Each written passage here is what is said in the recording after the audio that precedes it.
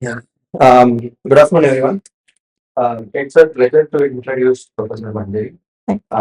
She is a professor in astrophysicist whose work on focuses on fascinating topics such as neutron stars, pulsars, and gravitational waves.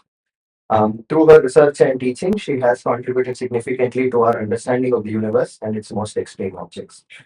We are delighted to have her with us today and look forward to learning from her experience and insights. A slightly tangential but interesting story, personal story for me with Professor is that we were last something we were at a tech meetup in ISC where she teaches out from. And it was a pure tech meetup, but then because she was there, like we veered off into a huge tangent on pulsars and time and things like that, which everybody who has come to the meetup since then actually said was the most interesting part of the meetup and not so over to you. Yeah. Okay. Yeah. Right. Yeah. Okay. So just okay. So thank you for inviting me. So this is quite interesting because I had given talk like he was mentioning that I landed up Chennai Python users and then forced everyone to listen to astrophysics because astrophysics is something it is my profession but it becomes hobby also, so I'm very happy with that. And so I made my talk in a kind of, because I think there is various background, so few things I will skip, but if especially I see lots of young people, if you people ask want more details we can go right. So as just now, she was telling that you people do lots of sky watching, right? So have you noticed that? Okay, I mean, different stars sometimes looks different in color and brightness. Like, is there any pointer? Okay, I will. So, like, this one, right side is kids. What constellation you can say? This is Orion, yes, fantastic. So you can see that one which we call Betelgeuse, that is very red, right? And the opposite in the fit, it is Rigel, which is very whitish. So Rigel is a type of star, what we call it blue supergiant, Betelgeuse, red supergiant. And then there is Sirius, right? Dog star, which is not part of the constellation, but it is very close to the constellation. And if you have a good telescope, you will see like what we see Sirius. Next to it, there is another faint star which we call Sirius B. So Sirius A is actually a star like Sun, which are very normal, very alive star. And Sirius B is something we call white dwarf, which is close to what I study. So those are the stars. But when we look at the stars in with our eyes, if there are few things which look like stars but actually not stars, like galaxies, right? When you have a good telescope, you can see spiral like thing. And one interesting, like, see, our solar system is a many body system, right? Sun and all planets. But usually many of the stars are two or three body object. So we call binary stars when there are two stars. Say in our solar system, if there was only Sun and Earth. So Earth would orbit around the Sun. That would happen because Sun is much heavier than the Earth. But say if you have two almost equal mass object, they would orbit around a midpoint. In physics language, we call center of mass. And some of the galaxies are also binary. They orbit each other. And I will talk more later when two stars or two galaxies orbit each other, they emit some energy and they yeah, I just started, so you did not miss it. So because they emit energy in the form of something we call gravitational wave, which I work on, they actually come closer and closer and eventually merge. So that is something interesting. We will come later. Now again, stars are very far away, but they are not something beyond us. We are actually children of stars, right? Because how here means here we have many things, right? Those screen, laptop are from many alloys, right? This is wood.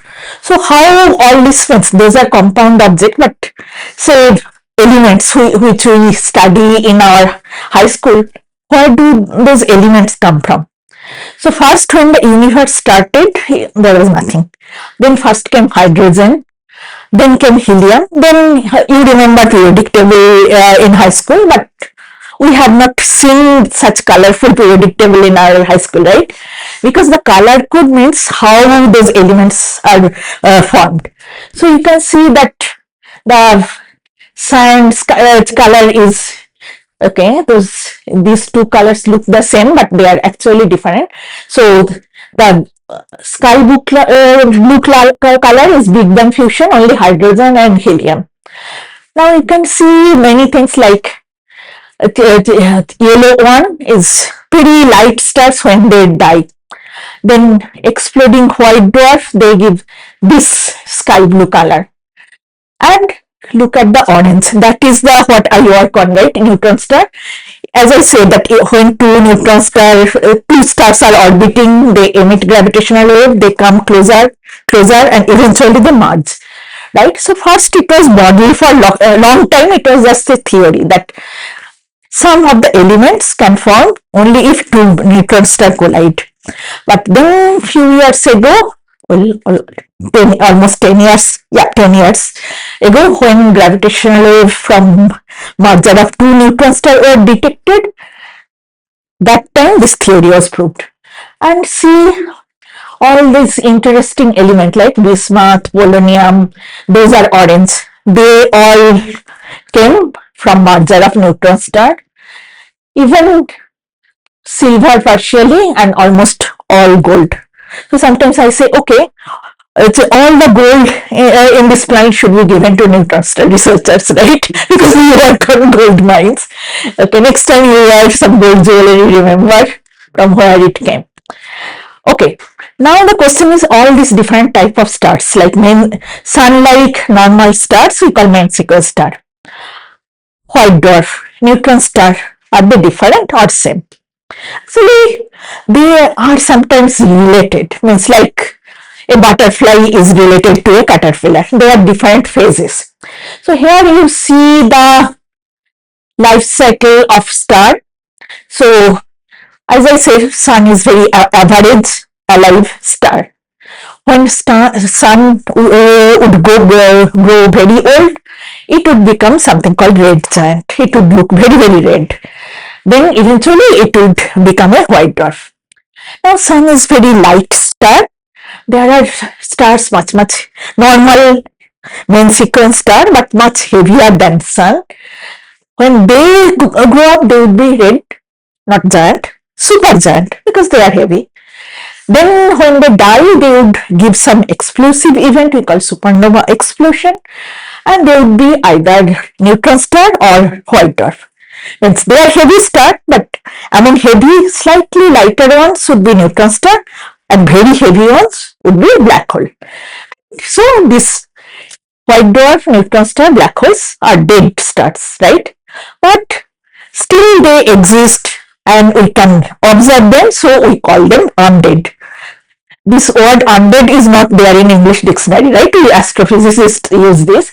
So that is why I say that I study undead star.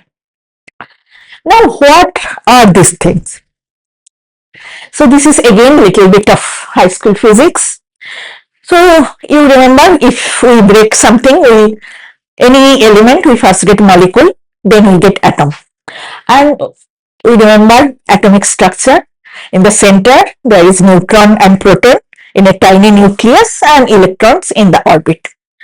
So when you have a star, okay, first tell me how there is a star. So say you have sun. Sun, you know, is a sphere of hydrogen and helium gas. But why it is a sphere? Because outside sun there is nothing. But here if I open a can of hydrogen gas, the gas would spread throughout the room. Why sun is not, or other stars are not spreading throughout? Yes, because it is a huge blob of mass, so that is they are, we call self-gravitating. Because say you have a ball, every point is being attracted towards the center. But then why it is not collapsing to the center? Because there is something which is balancing. And some of you probably remember we study Charles' law, that gas pressure. So their pressure is proportional to temperature. So stars are very hot, so the pressure is large, so that pressure balances gravity. So that we get stable structure. Now the sun is emitting heat and light, right? So it is cool. It should cool down. Why it is not cooling down? Because there is a nuclear fusion is happening, right? But after a long time, when all nuclear fusion is done, there would not be any new energy generation, right? But sun would keep on emitting, so that time it would start cooling down. Sun or any other alive star. So by alive star, we mean star where this nuclear fusion is happening. So a star is cooling down. So that time, after some time, gravity will. So what would happen that time? So you see there are lots of atoms. Actually, in such high temperature, hydrogen or helium are not in molecular form or in atomic form. So here one atom, there another atom. Then those atoms, because of gravitational collapse, they come close. They come close. So say I have these two atoms. They will come very close together. Then what would happen? If gravity is strong, gravity will break the atomic structure. So see, these are two atoms. They can come close together, this electron orbit and this electron orbit would touch. But if gravity breaks, then this small nucleus and this small nucleus, they will come close together. And that electrons would be free particle, would roam around.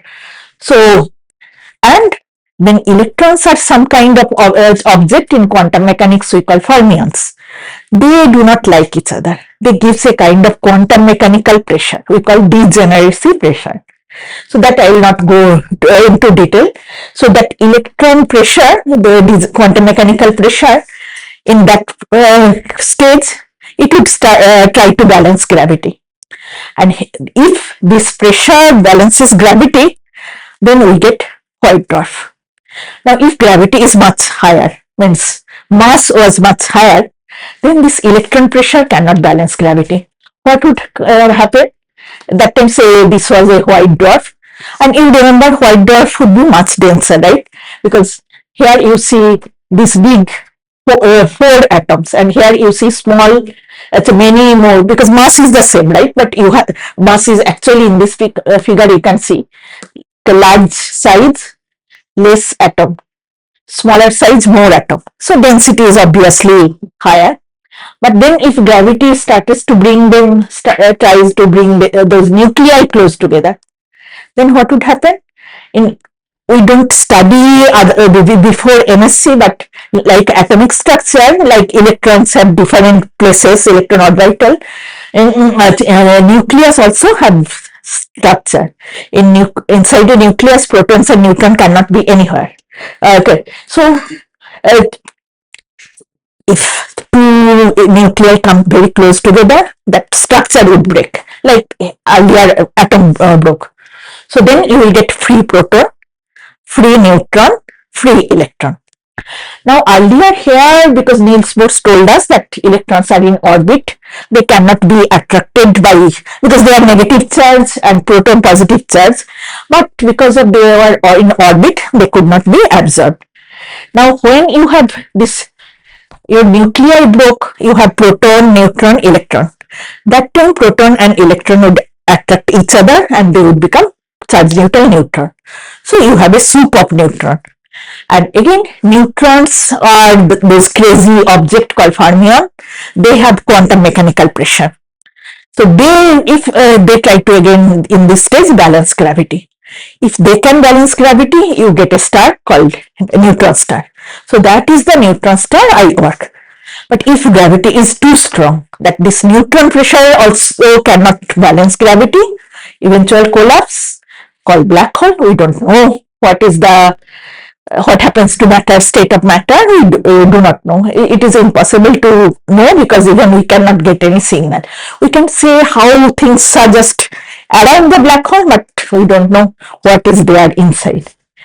Okay, so this is what, in short, our undead object. Now let us think little bit about their property. So before going there, I would tell you these symbols you will see. I use many times, but probably first come here. So we astronomers are little bit lazy people. So we don't use units like units of mass in kg. The mass of sun is, you can see, 10 to the power 30 kg. This is, now there are different stars. It would be difficult to say those big numbers, right? So we take mass of sun as unit. We say, okay, twice heavier than sun, thrice heavier than sun. So we say, okay, 2 solar mass, 3 solar mass. And the symbol we use this M, then big circle, small circle. So this means mass of sun. So this is actually borrowed from hieroglyphic Egyptian script. So their symbol for sun was this, and this is their symbol of earth. So you can see that. So in this table I compared as a different one main sequence: sun-like star, one white dwarf, one neutron star, one black hole. So there is some theory for black hole that there is no magnetic field of the black hole, but forget it. So even even Earth has, we play with fridge magnet, right? And we know Earth has tiny magnetism, but let us compare. So sun has magnetic field, right? So magnetic storm, we talk a lot. So the main sequence star magnetic field is about 100 Gauss. So it is very small, so we don't use the Tesla, we use smaller unit Gauss. White dwarf, it lies a stronger magnetic field. Neutron star, even much stronger magnetic field. Now you take, see, main sequence stars can be of different masses, but we cannot compare apples with oranges. So let us take one main sequence, one white dwarf, one neutron star, one black hole, each of 1 solar mass. Then radius of main sequence means radius of sun is 10 to the power 5 kilometer. White dwarf around 10 to the power 3 kilometer. So same mass, smaller radius. So kids can calculate the average density, right? Mass by volume. The density of white dwarf much higher than at sun. Neutron star, same mass, only 10 kilometer, right? I think it is a distance from this place to almost sea, right? And for black hole, it is about 3 kilometer. So even density is so high. And so that is exotic, right? Neutron star, it is so dense and also so strong magnet. But there is another thing, rotation. Sorry, just one minute. So we know Earth rotates around its own axis, right? We get day and night. So similarly, all stars rotates around their own axis. This time for sun is 26 days. For white dwarfs, for different white dwarfs, this period to complete one rotation, we call spin period, can be different from 1 hour to 100 hours, but smaller than with sun, main sun, right? But neutron stars rotate very fast. Means they can complete one rotation in, means the slowest object complete one rotation in 10 seconds, and the fastest you can see less than a second, 1 millisecond. So means before we just take a breath, right? So that also make neutron star very exotic. So this is is little detailed. I will not go. So I said that okay, I skip that one, but let me say. So I said that neutron stars contains neutrons, right? But particle physics say no, actually neutron and proton are not the only particle. There are lots of exotic particles in particle physics lab in CERN they made. So inside neutron star, those type of exotic particles might exist. And so see, there should neutrons are charge neutral, right? So there should not be, other than gravitation, any kind of interaction between two neutrons, right? But there are very weak nuclear force. So if there are other objects, the nature of those nuclear force would be different, right? So that is particle physicists are modeling that what is the nature of nuclear force, and inside neutron stars what should if the density is this, what should be the that quantum mechanical degeneracy pressure. So we don't know yet very well, we just have some idea, but different models predicts different values of structure of the star, right? Obviously, if this quantum mechanical pressure is high, it can hold more mass.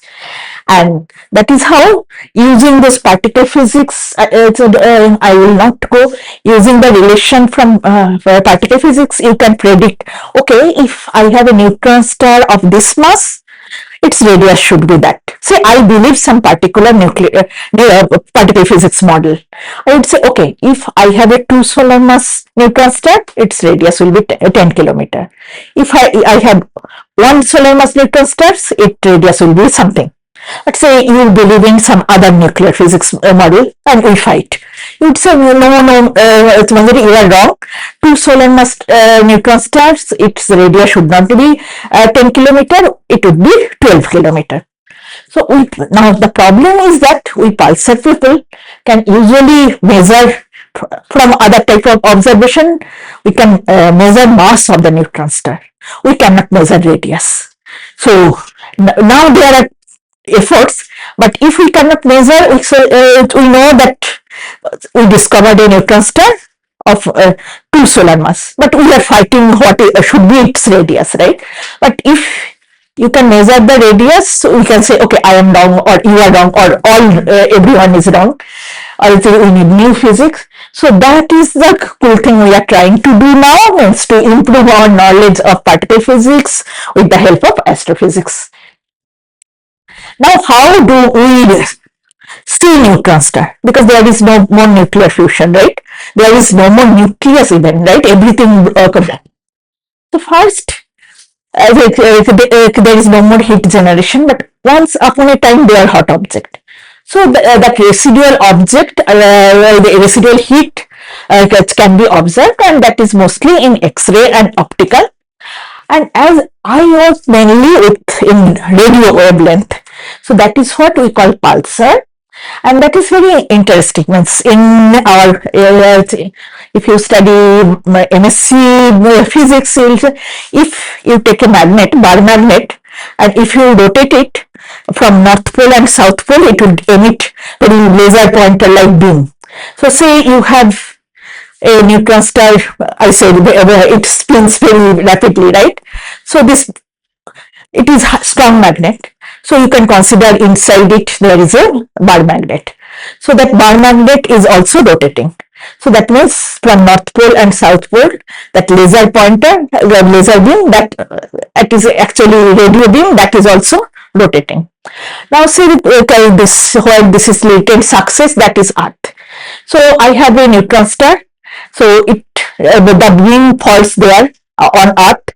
Then it is rotating, right? Then it moves away. After one spin, it falls onto Earth again. After one spin, it falls onto Earth again, right? So people on this planet, but Earth, they can see it. Right? So once in every rotation. That is why we call it pulsar, because we see it, then don't see it. See it, don't see it. They don't pulse, they actually rotate, but when it was first discovered, people did not know, so called it pulsar. But it does not, so I will say that we have total, in our Milky Way, total 4,000 pulsars we have discovered. But that does not mean that only 4,000 pulsars are there, right? Because it can be that is the Earth, but it can be that there is some neutron star whose beam is falling in other direction, right? Not onto Earth. Means this is the beam, right? Not from North Pole and South Pole. That is the Earth. But if beam is pointing this direction, so some planet in that direction they could detect, not that one. So there are many more than, and they while we observe, means this beam is always not only radio, but observing radio is very easy, because probably you know. So this is electromagnetic spectrum, and our atmosphere blocks most of the electromagnetic wavelength. So many stars, including neutron star, emit gamma ray, X-ray, but atmosphere blocks. So if you want to observe them, you have to put your detector on a satellite, and that is not easy, right? A satellite cannot carry very big instrument, and then you can see here visible light come. So that is why we can see stars in optical wavelength. Then there is a radio window, so where we can see, atmosphere do not block. And as it is radio wavelength, how should be our telescope, not the telescope you use. Those would be like our dish antenna, right? Yeah, those are telescopes. Yes. So those are different telescopes. So that one is in China, world's largest telescope. This diameter is 500 meter. This, but they cannot move it. It's only the stars which comes above they can observe. This is largest hearable telescope, 100 meter in US, Greenland. I used Greenland data very much. This is in Uti. Actually, people go lots of observe sky watching. Maybe you can. It is top of the Uti mountain. You can try to visit this place and see how radio telescope work. And this is called GMRT near Pune. So we use this one also. And first radio pulsar was discovered by a young PhD student, Jocelyn Bell, in 1967. And today, or 1 year ago, I did not update. Today we know about close to 4,000, because this is last year's data. If I check the catalog today it has crossed 4,000. And the pulsars are faint. Although we have that large telescope, we have discovered pulsars only in our Milky Way galaxy. In each galaxy there are pulsars, but we have not yet detected. And most of the pulsars are isolated. There are some binary. As I said, that two objects can be gravitationally bound orbiting around a common point. So I like to work with the binary pulsars. And what do we do? See, I told you that they are very strong magnet, right? 10 to the power 9 Gauss or larger. How do I know? I cannot go to a neutron star, right? So there is some from this relation. I am not going to the details. So magnetic field at the surface of a neutron star depends on its rotational period and rate of change of rotational period. Because see, neutron star is rotating and it is emitting electromagnetic wave, right? That electromagnetic wave is carrying energy. And that energy, because it is losing energy, it slows down. So the spin period changes. So this relation. So from our observation, I am measuring, you see one pulse, you see another pulse, you see another pulse, and they are becoming, this period is becoming larger and larger. So rate of change of spin period we can measure, and that is how we can measure the magnetic field of neutron star. I keep this on. And now, as I said, that I study gravity also. What is gravity? Newton told us that force between any two objects proportional to mass and inversely proportional to distance square. But then came Einstein. Einstein said, forgive me, Mr. Isaac, you are not right. There is nothing called force. You little kids, you don't write in your school notebook that Newton was wrong, right? Your teachers will scold you, right? So, because what Einstein said, its simplified version is what Newton said. So Einstein said, okay, first, space and time, you consider them together.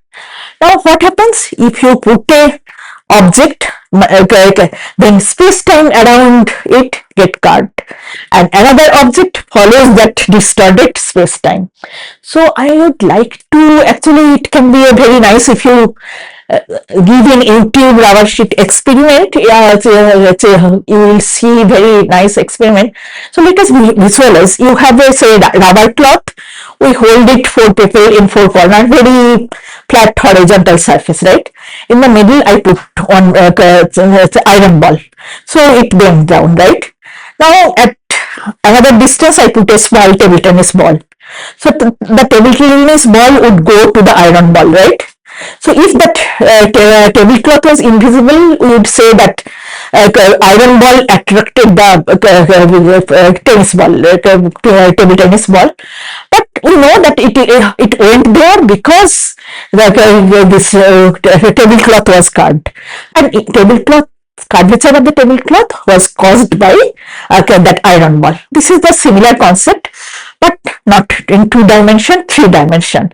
So you can visualize in this way, like space-time distorted, but best is this one, 3-dimension. Means you consider 3-dimension grid, and if there is some mass, it becomes distorted. And then that is the first version. Then there is a modification, because if there is spin, space-time, that also affects space-time. So another degree. Now this distortion actually gives gravitational wave, because see, if I am here, space-time around me is curved, right?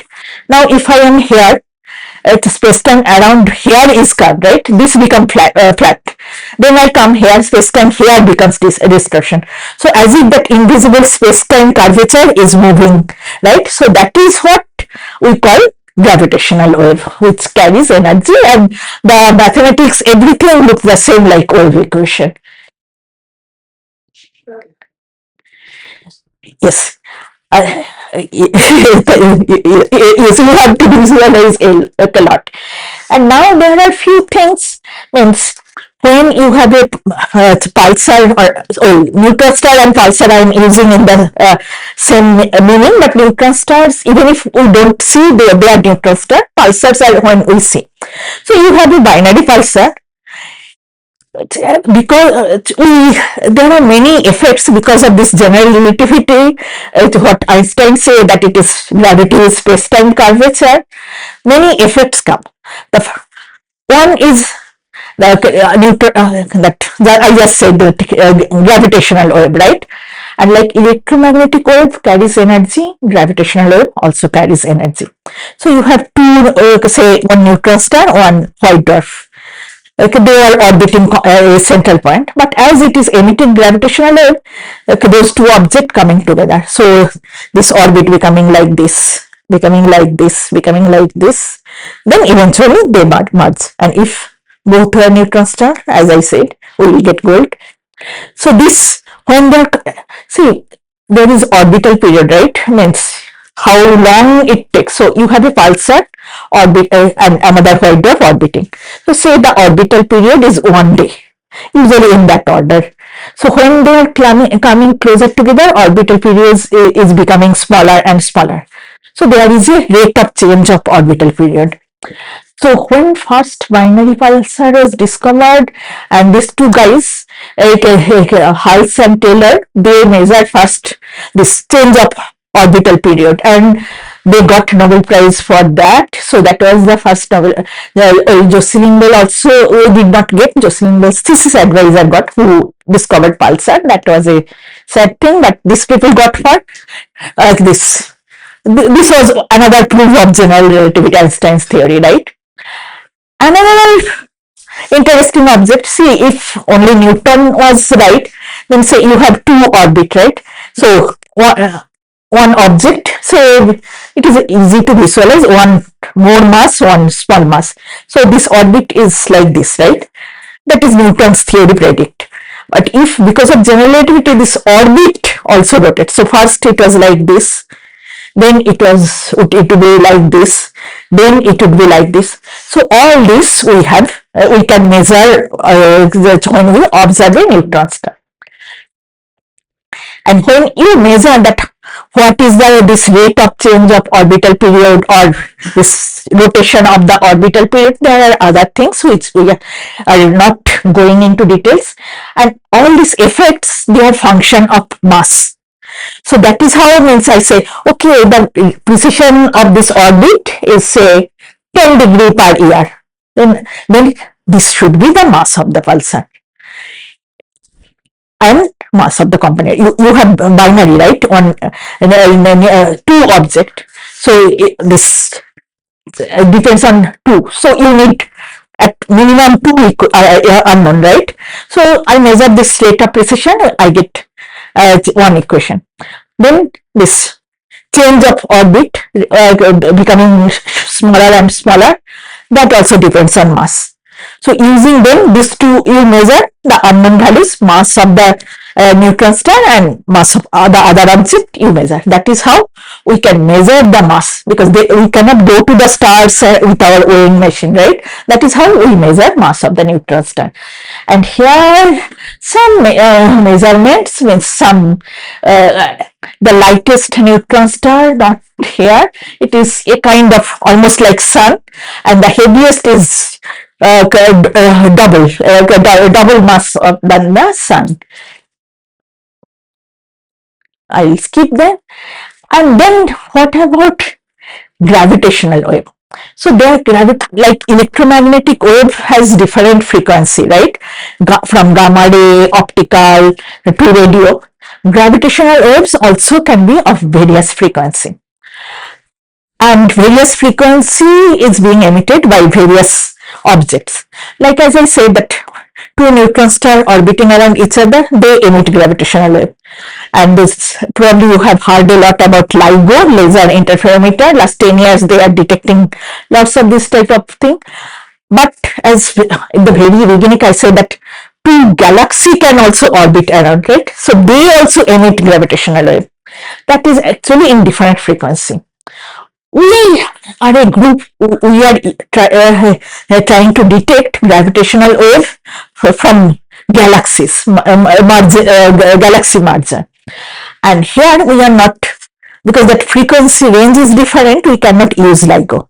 We need to use a very big instrument, which we are not building. What we are doing, we are using neutron star as our detector. So neutron stars are emitting both gravitational wave and electromagnetic wave. But let us for the time being forget the gravitational wave from neutron star.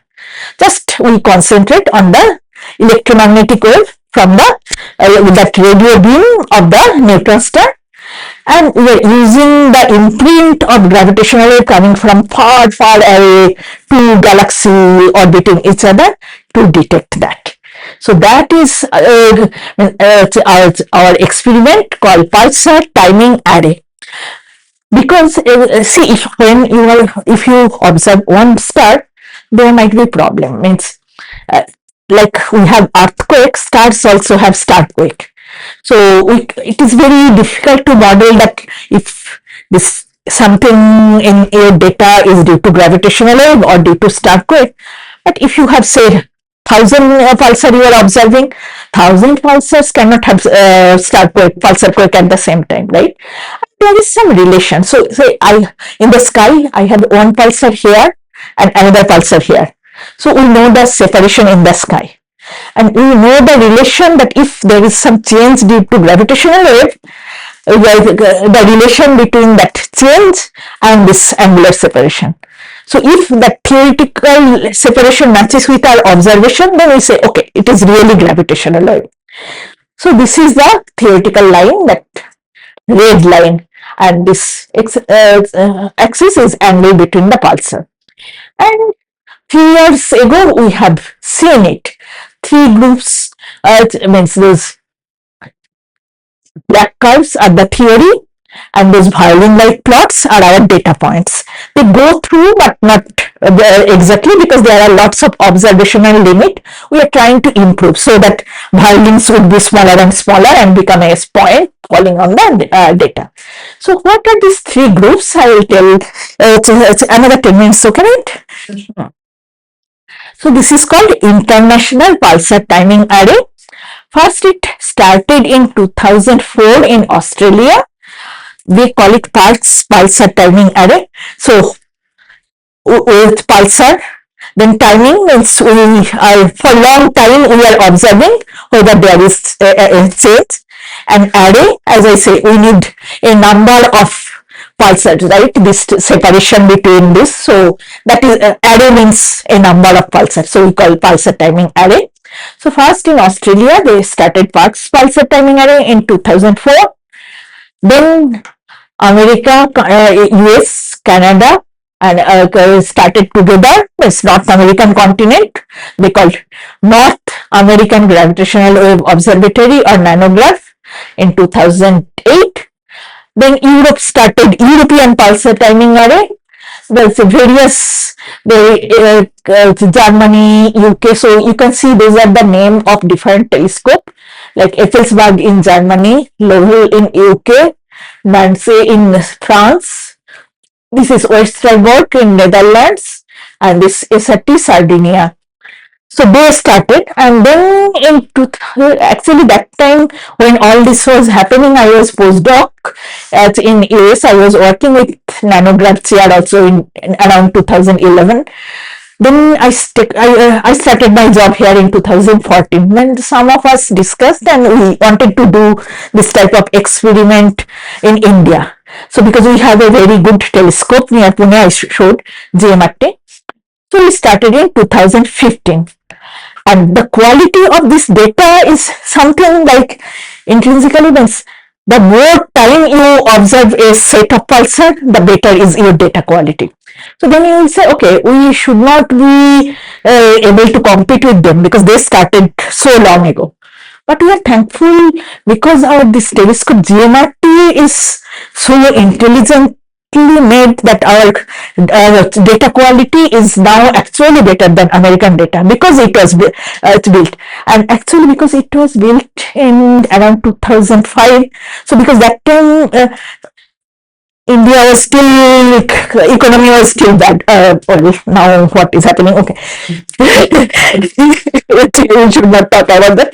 So people wanted to make something different which would be less costlier, and to do it actually people thought a lot and we actually got a better thing. That I'll tell you in the next.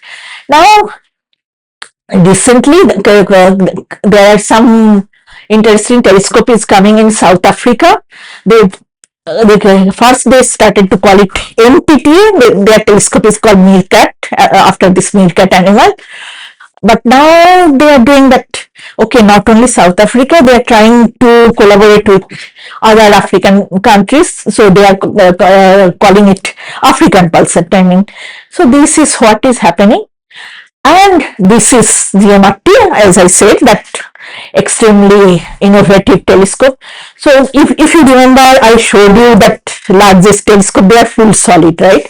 And to make it cheaper, they are actually by wire mesh. So that was cheaper. And also means building something big is difficult and it costs more and maintenance cost. So instead of making one, they built 30 antenna. But you can actually use all 30 antenna as together as a one antenna. That is one advantage. And you can do another thing means, see, radio wavelength has a large band, right? So you can use, you have 30 antenna. You can use 15 in slightly higher frequency and another 15 in slightly lower frequency. Then you can actually some frequency dependent artifact you can cancel. And that innovativeness actually made GMRT much better than other instruments, because all other people with groups, they are using only one single dish. So that was our point, and this Africa is also catching up because now everyone knows that this telescope is better. So their telescope is also very good, but they are still building more and more telescope. I will come about African telescope later. So what we do means we actually, if you remember, sorry, I should have means this data in 2013. That time we are still we are newcomers, so it was published in 2023, but it took long time to do. So only our first 4 years data was there, and because that is very small data, we added with European data, and European data was in different frequencies slightly. So they wanted our frequency. So we wanted Europeans, and Europeans wanted us.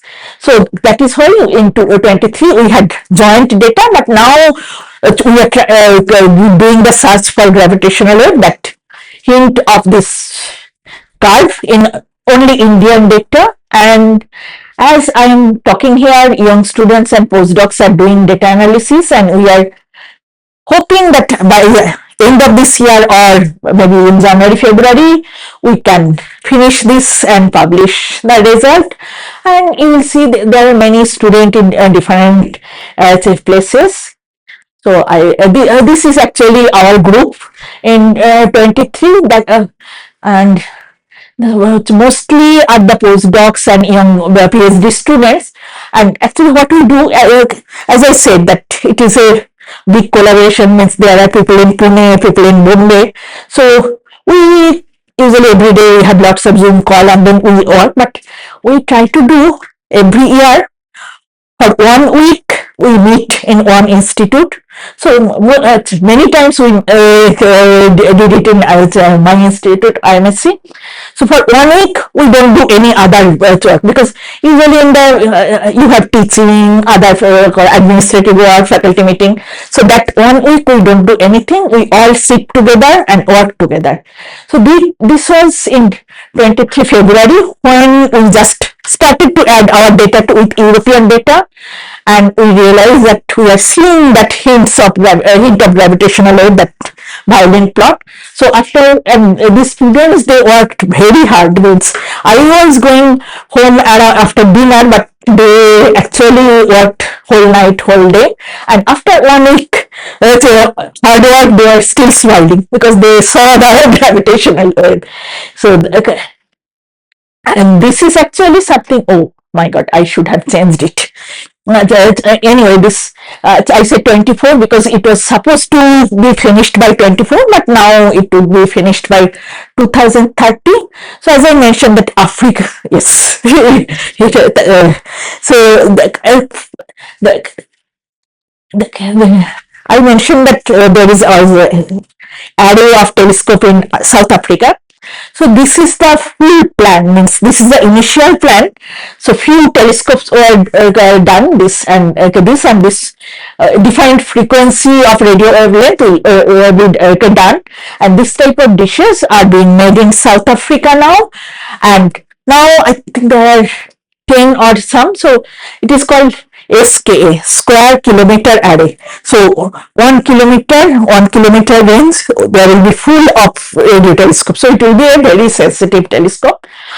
And because it is so difficult to make technology and everything, also cost-wise, so it is being constructed in South Africa, but all other countries are member. You can see those all blue countries, including India, they are full member.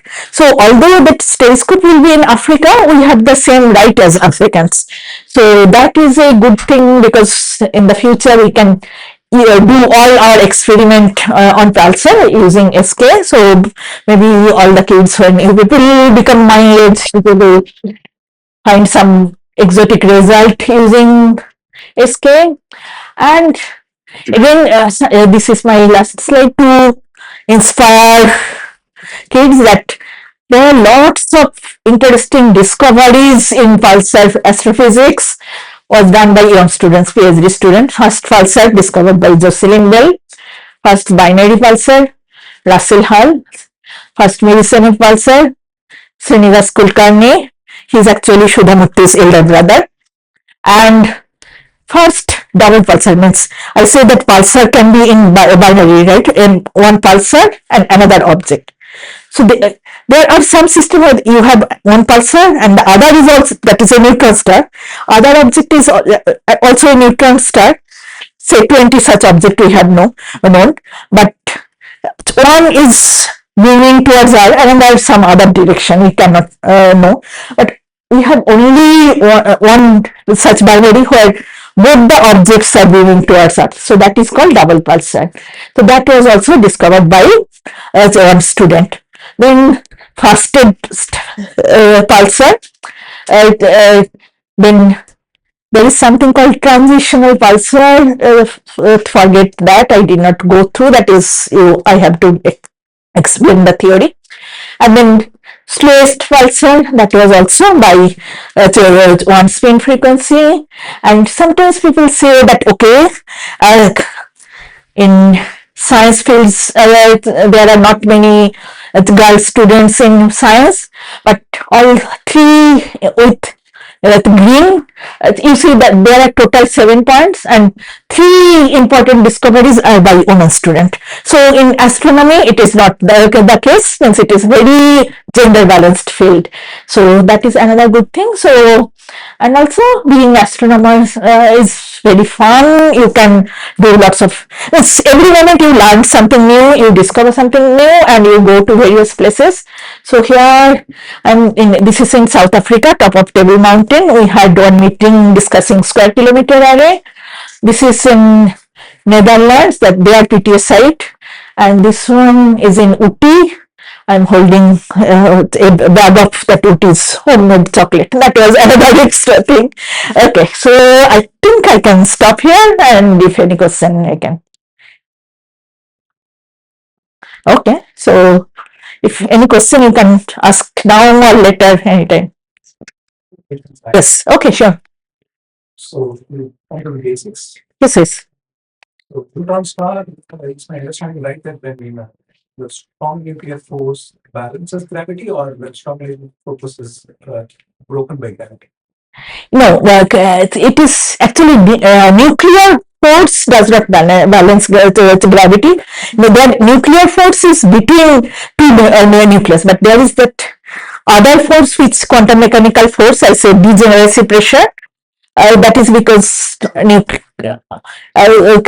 balances gravity. Yeah, so that is not in nuclear level, that is in particle level, because nuclear force comes when you have two nucleus force between them, but now your nucleus broke down, you have only free neutrons and protons. There are force between them, but there is that degeneracy pressure that is balancing gravity. So nucleus broke down, you have only neutrons. Second interesting point was that you mentioned the radius for a black hole. Was it the event horizon radius we have seen? Or? Yes, that is the estimate of event horizon.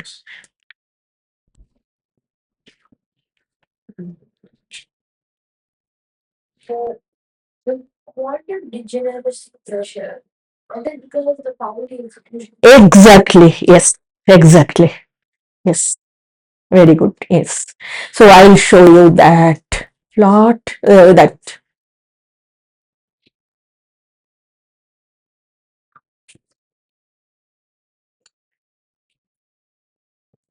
here, right?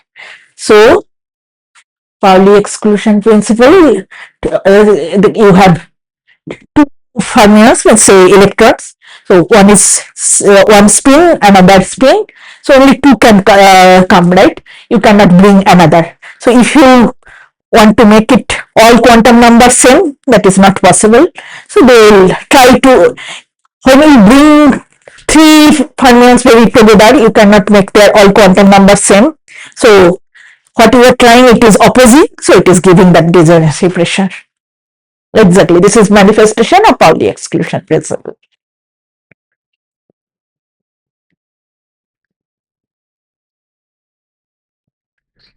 Any particular reason why the black hole doesn't have any magnetic force per se? Yes, that is so far only theorem. I will call it no hair theorem, as if, see, when you imagine magnetism, you have that magnetic field, right? You can imagine them as hair. So that is why it was theorem that black hole, no hair theorem, black holes do not have. And so far the experiment like event horizon, they match with this no hair theorem that black holes do not have magnetic field. But some people are working with hairy black hole, it's black holes with magnetic field. But those they claim that okay, maybe in future we have sensitivity, very extremely sensitive as instrument that then probably we can say whether those here's means magnetic field really exist or not. So presently it is just a hypothesis to match with our observation. The basic question. Periodic table will not have elements like 100, 105 and all. So they are just manufactured for a brief moment. Yes. Yes. So here those elements are not there. Yes, because some elements means we can manufacture in very unstable element, but these are the stable element which we get on Earth. But see, you see some element on Earth, but where it came. So here we have. Yeah. Unstable elements are also there outside in space. Which we do not know. We do not know. The element 43 definitely. Yes, yeah. Yeah, no, yeah. So our models means we don't have model for it.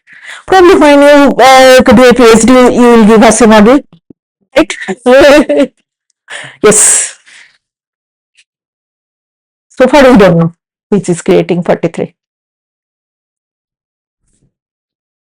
Explain a magnet is. Very good. Let me come there. Where is this? So here I say that this there is the relation between magnetic field and the spin period and rate of change of spin period. What we do here, I said that, see, rotational kinetic energy is, the expression is here, rotational kinetic energy half moment of inertia orbital, the spin angular momentum. And this is the electromagnetic energy, means if it is that by rotation of magnet.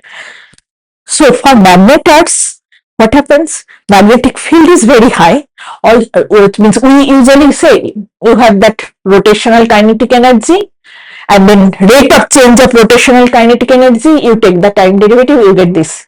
Then we equate that loss of rotational kinetic energy equal to the electromagnetic energy that's coming out.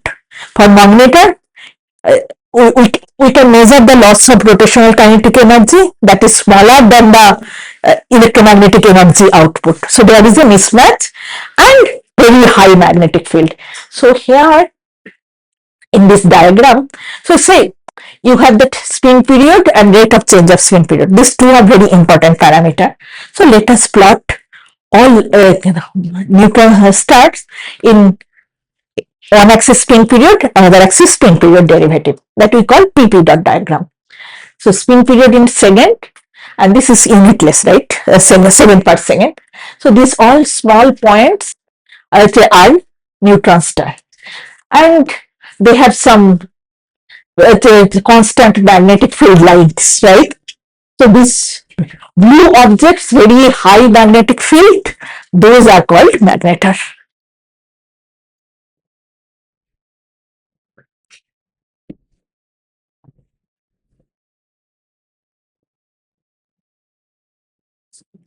Why have we found neutron stars only in the Milky Way? But our instruments are not that good, so we are hoping when that square kilometer array would come, probably we'll, because neutron stars means this radio, they are very faint. So our hope is that when square kilometer array will come, we will see neutron stars in at least in Andromeda, probably not in other. But okay, we have seen in Magellanic Cloud. So whether you call, they are satellite galaxy of Milky Way, right? So usually we don't consider them as separate thing, but there are, I think, few handful of them pulsars in large and small Magellanic Cloud. But just it is telescope sensitivity.